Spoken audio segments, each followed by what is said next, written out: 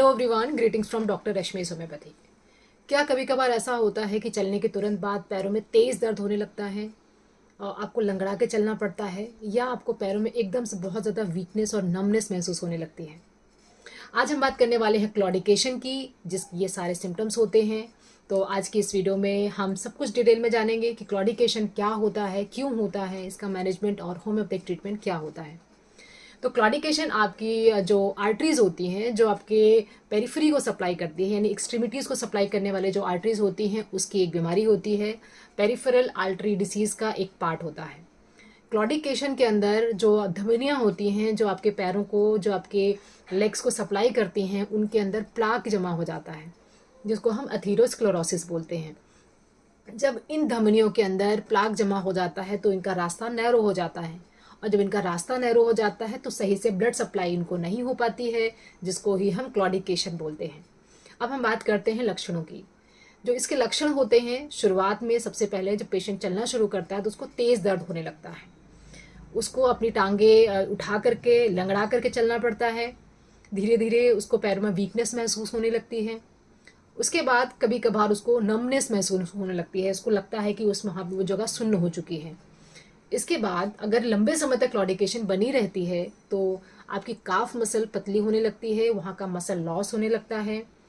जो lower part के जो हेयर हैं, यानी आपके जो पैरों के बाल हैं, वो बिल्कुल ख़त्म होने लगते हैं। पैरों में नीलापन आने लगता है, साइनोसिस आने लगता है। जो स्किन है उसके अंदर पैलर आ जाता है, चमक रहती है। इसके साथ में जो पैर के जो नेल्स होते हैं बहुत ज़्यादा थिक हो जाते हैं और बहुत ही स्लो से ग्रो करते हैं। दो इंपॉर्टेंट इंडिकेशन क्लॉडिकेशन के होते हैं, जो एक डायग्नोस्टिक फीचर भी हैं। पहला है कि ये जो नेल्स हैं वो ग्रो नहीं करते हैं, थिक होते चले जाते हैं, लंबाई नहीं बढ़ती है। और दूसरा इंपॉर्टेंट इंडिकेशन है कि जो काफ मसल्स होती हैं वो पतली हो जाती हैं। जो काफ मसल, हमारी जो पिंडलियाँ होती हैं, वो मसल्स काफ़ी फ्लैट होने लग जाती हैं, क्योंकि ब्लड सप्लाई उनको प्रॉपरली नहीं मिल रही होती है। जो लक्षण पेशेंट बताता है सबसे पहले वो यही है कि उनको चलने में, जैसे ही चलना शुरू करते हैं, तेज दर्द होता है। वो या तो बैठ जाते हैं या तो लंगड़ा के चलते हैं। लंबे समय तक जब वो लंगड़ा के चलने लग जाते हैं तब उनको आदत पड़ जाती है, क्योंकि वो हिम्मत ही नहीं कर पाते हैं दूसरे पैर को यूज़ करने की, जिसमें क्लॉडिकेशन रहती है। तो क्लॉडिकेशन के कारणों की अगर हम बात करें तो सबसे इम्पॉर्टेंट जो फैक्टर है क्लॉडिकेशन का वो है आपका एज। एजिंग के बाद, यानी 60-70 साल के बाद ये प्रॉब्लम आनी शुरू हो जाती है, due to wear and tear, क्योंकि धमनियाँ की जो जो जो वॉल्स होती हैं वो खुद में मोटी होने लग जाती हैं, और अगर ये प्लाक उनमें जमा हो जाता है तो रास्ता बिल्कुल नैरो हो जाता है ब्लड सप्लाई का। तो पैरों में ठंडक रहती है, पैर छूने में हमेशा ठंडे रहते हैं, और पैरों में कमज़ोरी हमेशा रहती है, वीकनेस बहुत ज़्यादा रहती है। इसके अलावा जो लोग डायबिटिक होते हैं उनके अंदर भी ऐसा चांसेस ज़्यादा होता है एथेरोस्क्लेरोसिस होने का। और जो लोग स्मोकिंग करते हैं, एक बहुत इंपॉर्टेंट फैक्टर जो सभी पेशेंट्स के अंदर देखा जाता है क्लॉडिकेशन वाले में, कि जो लोग स्मोकिंग करते हैं उनके अंदर ज़्यादा क्लॉडिकेशन होने के चांसेस होते हैं, यानी क्लॉडिकेशन वाले पेशेंट की हिस्ट्री स्मोकिंग की रहती है। इसके अलावा जो ओबीज लोग होते हैं, जिनका वज़न ज़्यादा होता है, जिनका जो लिपिड प्रोफाइल होता है वो बिगड़ा हुआ होता है, कोलेस्ट्रॉल बहुत ज़्यादा होता है, जो बैड कोलेस्ट्रॉल होता है वो बहुत ज़्यादा होता है, तो उनके केसेस में जो क्लॉडिकेशन होता है वो ज़्यादा होता है। तो क्लॉडिकेशन मतलब आपके पैरों में जो ब्लड की सप्लाई है वो प्रॉपरली नहीं हो पा रही, क्योंकि जो नलियां हैं उसके अंदर वसा जमा हो गया है, फैट जमा हो गया है, कैल्शियम के डिपॉजिट्स हो गए हैं, और रास्ता इतना नैरो हो गया है कि जितनी ज़रूरत होती है आपको चलते समय, आपकी मसल्स को जितनी ब्लड की ज़रूरत होती है वो नहीं मिल पाती है, इसीलिए मसल्स में क्रैम्प आने लगता है जब आप चलते हैं। So this is whole the thing about the claudication. अब एक होता है इंटरमिटेंट क्लॉडिकेशन, मतलब जब आप बैठे हैं तो आपको उतनी ब्लड सप्लाई नहीं चाहिए होती है, मसल्स को उतनी ऑक्सीजन नहीं चाहिए होती है, लेकिन अगर आप कुछ एक्टिविटी कर रहे हैं, आप फिजिकल एक्टिविटी कर रहे हैं, उसमें डिमांड बढ़ जाती है, ऑक्सीजन डिमांड बढ़ जाती है, मतलब ब्लड ज़्यादा चाहिए होता है और वो नहीं मिल पा रहा होता, तभी आपको पेन होता है। तो इंटरमिटेंट क्लॉडिकेशन मतलब जब आप फिजिकली एक्टिव है तब आपको अगर ये दर्द महसूस होता है, नमनेस महसूस होता है, कोल्डनेस वगैरह आता है, तब हम इसको इंटरमिटेंट कहते हैं। अगर आप सीडेंटरी हैं, बैठे हैं, तो आपको प्रॉब्लम नहीं होती है।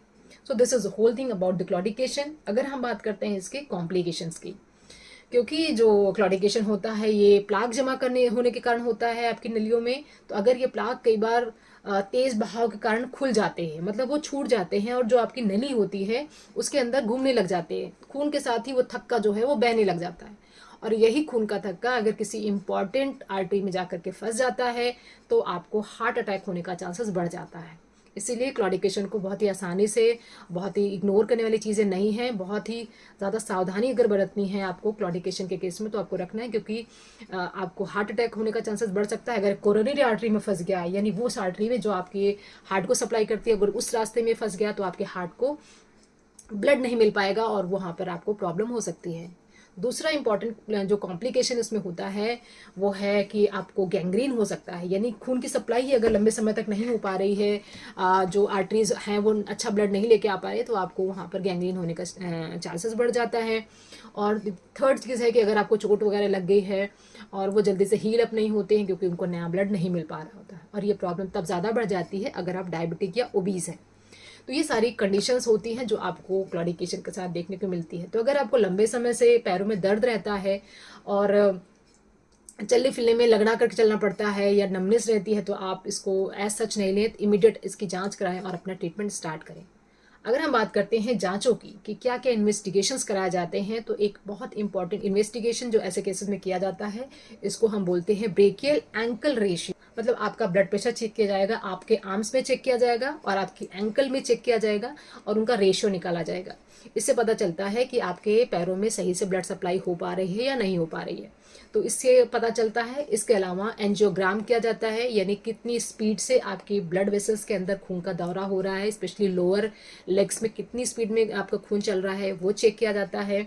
एक और इम्पॉर्टेंट इन्वेस्टिगेशन जो कराई जाती है वो कलर ड्रॉपलर है। तो ये सारे इन्वेस्टिगेशन करा करके इसका डायग्नोसिस बनाया जाता है क्लॉडिकेशन का। क्लॉडिकेशन के मैनेजमेंट में सबसे ज़्यादा इम्पॉर्टेंट है वो कारण जिसके कारण आपको क्लॉडिकेशन स्टार्ट हुई है। ऐसा देखा जाता है कि क्योंकि हम ओल्ड एज को रिवर्स नहीं कर सकते हैं, लेकिन बाकी चीज़ें हमारे कंट्रोल में होती हैं। अगर कोलेस्ट्रॉल बढ़ा हुआ है तो कोलेस्ट्रॉल पे कंट्रोल लेके आना होगा, ओबेसिटी है उस पर कंट्रोल लाना पड़ेगा, अगर आप डायबिटिक है तो उसकी दवाइयों को सही से आपको लेना होगा। कुछ और जो चीज़ें आप कर सकते हैं ऐसे केसेस में, वो है अपने खाने पीने के में थोड़ा सा बदलाव करना होगा। अपने खाने का समय, अपने सोने का समय आपको निर्धारित रखना पड़ेगा, और साथ के साथ सारे जो प्रिकॉशंस हैं वो आपको फॉलो करने पड़ेंगे, तब आपको क्लॉडिकेशन में हेल्प मिलती है। लेकिन क्लॉडिकेशन को लंबे समय तक आप टालें नहीं, उसका ट्रीटमेंट आप ज़रूर स्टार्ट कर दें। अगर हम बात करें होम्योपैथिक मेडिसिन क्या हेल्प करती है क्लॉडिकेशन के केस में, तो सबसे पहली चीज़ ये है कि अगर एक इन्वेस्टिगेटेड केस हमारे पास आता है, हमारे पास डायग्नोसिस बिल्कुल क्लियर है कि क्लॉडिकेशन का केस है, तो सबसे पहले इसको हम आर्निका मेडिसिन से स्टार्ट करते हैं इसका ट्रीटमेंट। आर्निका को होम्योपैथिक ब्लड थिनर भी बोला जाता है। कई बार ऐसा होता है कि क्लॉडिकेशन किसी चोट लगने के बाद भी हो सकता है कि पेशेंट का कोई फ्रैक्चर हो गया हो, उसके बाद उसको क्लॉडिकेशन स्टार्ट हो गया हो, उसके बाद से सही से ब्लड सप्लाई जो वापस नहीं आ पाई हो, या बहुत बार कोई और भी रीज़न होते हैं जिसके कारण जो ब्लड की थिकनेस होती है वो बढ़ने लग जाती है। तो ऐसे केसेस में हम आर्निका देते हैं जो एस्प्रिन का काम करती है होम्योपैथी में। तो ये हेल्प करती है आपको जो भी क्लॉट्स वगैरह बने हैं उसको डिजोल्व करने के लिए, या जो आपको चोट लगने के बाद क्लॉडिकेशन अगर स्टार्ट हुई है तो वहाँ पर हम आर्निका मेडिसिन के साथ इसकी स्टार्टिंग कर सकते हैं। इसको स्टार्ट करने के लिए आप 30 पावर से आप ले सकते हैं। अगली जो दवा हम ऐसे केसेस में देते हैं वो है कॉन्वलेरिया मेजस। जो कॉन्वलेरिया मेजस है इसको हम देते हैं ऐसे केसेस में जहाँ पर बहुत पुरानी क्रॉनिक स्मोकर लोगों के अंदर ये हिस्ट्री होती है, क्योंकि मैंने बताया कि क्लॉडिकेशन में स्मोकिंग एक बहुत इंपॉर्टेंट फैक्टर होता है। तो अगर बहुत पुराना जो पेशेंट है, बहुत पुरानी हिस्ट्री है स्मोकिंग करने की, टबैको लेने की, तो उनके केसेस में हम कॉन्वलेरिया दे सकते हैं। उसको भी हमको 30 पावर में देना है। अगली जो दवा है वो है ऑरम मेटालिकम। ऑरम मेटालिकम जो दवा होती है काफ़ी ज़्यादा हेल्पफुल होती है अगर हार्डनिंग ऑफ ब्लड वेसल्स हो गई है, ओल्ड एज के कारण अगर क्लॉडिकेशन हुई है, कोई भी पुरानी प्रॉब्लम ऐसे नहीं है, कोई हिस्ट्री ऐसी नहीं है, लेकिन सिर्फ ओल्ड एज एक अकेला फैक्टर है, इसमें पेशेंट का वजन भी ठीक है, कोलेस्ट्रॉल भी बराबर है, तो अगर ऐसे केसेस में प्रॉब्लम हो रही है क्लॉडिकेशन की, तब आप वहाँ पर ऑरम मेटालिकम ले सकते हैं। एक स्पेसिफिक दवा जो आपको बताने वाली हूँ जो क्लॉडिकेशन में बहुत ज़्यादा हेल्प करती है वो है जिंको बिलोबा। फ्रिक्वेंटली मैं इस टॉपिक के बारे में बताती रहती हूँ क्योंकि ये जो दवा होती है सबसे ज़्यादा हेल्पफुल होती है आपके ब्लड सर्कुलेशन को बना के रखने के लिए या फिर से स्टार्ट करने के लिए। तो अगर आपके पैरों में ब्लड सर्कुलेशन अच्छे से नहीं हो रही है तो you can take ginkgo biloba. ये दवा बहुत ही ज़्यादा रिसर्च की हुई एक हब है जिसके ऊपर ये होम्योपैथिक मेडिसिन बनाई गई है। चाइना में या जो भी पहाड़ी एरियाज़ में जिंको बिलोबा बहुत ज़्यादा हर्ब की तरह प्रयोग किया जाता रहा है और एक एंशियंट जड़ी बूटी है। तो जिंको बिलोबा से बनी हुई होम्योपैथिक दवा को क्यू फॉर्म में लीजिए, आधे गिलास पानी में दिन में 2 बार लीजिए, 2 से 3 महीने तक इसको बराबर आप यूज़ करते रहिए। ध्यान रखिए कि अगर आपको क्लॉडिकेशन है तो आपने एलोपैथिक डॉक्टर के साथ भी मिल करके उनकी दवाइयाँ भी आप साथ में ले सकते हैं। लेकिन कोई भी जो दवाइयाँ आप ले रहे हैं उसको रेगुलर लेना है, लंबे समय तक लेना है। कोई भी सिम्टम जो क्लॉडिकेशन के आते हैं उसको इग्नोर नहीं करना है, क्योंकि एक रिस्क हो सकता है हार्ट अटैक का। तो आई होप कि क्लॉडिकेशन के बारे में ये इन्फॉर्मेशन आपको पसंद आई होगी। कुछ अगर बातें बतानी रह गई हों या आपको कुछ पूछना है तो आप कमेंट में लिख दे, मैं उसका क्वेश्चन का आंसर करने का ज़रूर ट्राई करूँगी। अगर आपने अभी तक मुझे इंस्टा पे फॉलो नहीं किया है तो आप इंस्टा पे मुझे फॉलो कर सकते हैं, जिसकी डिटेल्स आपको डिस्क्रिप्शन में मिल जाएंगी। अगर आप अपनी बीमारी से संबंधित कोई भी बात मुझसे पूछना चाहते हैं, कोई भी इंक्वायरी करना चाहते हैं तो कॉल मी फॉर ऐप का यूज़ कर सकते हैं। और अगर आप मेरे साथ ज़ूम या फ़ोन कंसल्टेशन बुक करना चाहते हैं तो व्हाट्सएप नंबर 7017991940 पर आप अपना अपॉइंटमेंट खुद से बुक कर सकते हैं। Wishing you very good health. Thanks for watching.